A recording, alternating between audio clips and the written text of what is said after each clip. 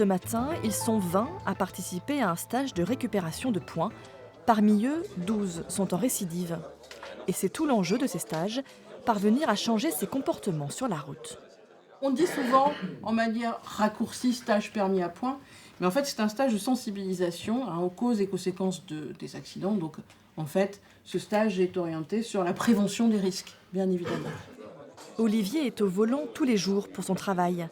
Il a du mal à se faire au changement fréquent des limitations de vitesse sur un même trajet. La vitesse, je la respecte. Je vous dis 80, je mets mon régulateur. Mais des zones à 30, des zones à 50, mais il faut avoir les yeux rivés constamment sur son compteur. Le conducteur parfait, j'aimerais bien le croiser. Thierry a déjà appris de la matinée. Il se pensait bon conducteur, mais admet quelques failles qui expliquent sa présence aujourd'hui. Je suis plutôt responsable, je fais jamais d'excès de vitesse, j'ai toujours ma ceinture, pas de portable surtout. Mon seul petit problème que je pourrais avoir, on va dire, c'est par moment des fois l'alcool. Et j'évite quand même de prendre le volant. Sébastien a aussi subi un contrôle d'alcoolémie positif. Il est prêt à en assumer les conséquences. On est tous humains, des fois on réfléchit pas, on fait. Et je suis pompier professionnel, donc les risques de la route, je connais. Il faut admettre que l'alcool fait perdre certains réflexes et ce qui s'ensuit, quoi. La visibilité, l'attention et puis tout.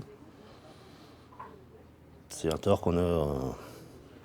Même sur des petits trajets ? Voilà. Bah oui, même sur des petits trajets, oui. Bah oui. J'étais à quelques kilomètres de chez moi. Bah oui, moi, 600 mètres, oui. Ces stages de 2 jours oscillent entre 160 et 230 €.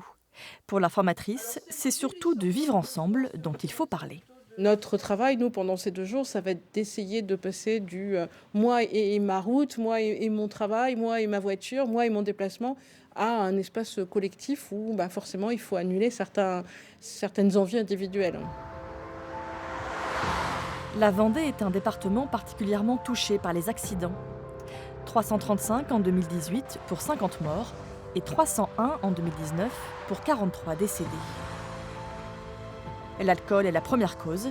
Il tue presque 2 fois plus en Vendée que la moyenne nationale.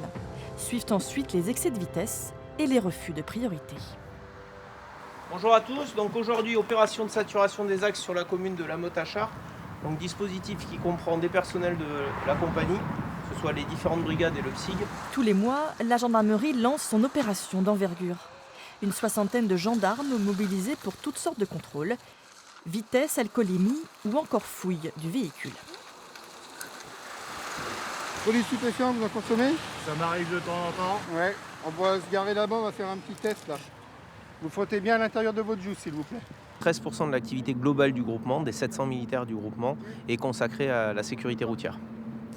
C'est une part assez importante quand on la compare aux autres départements voisins, et à la moyenne nationale qui est de 8%.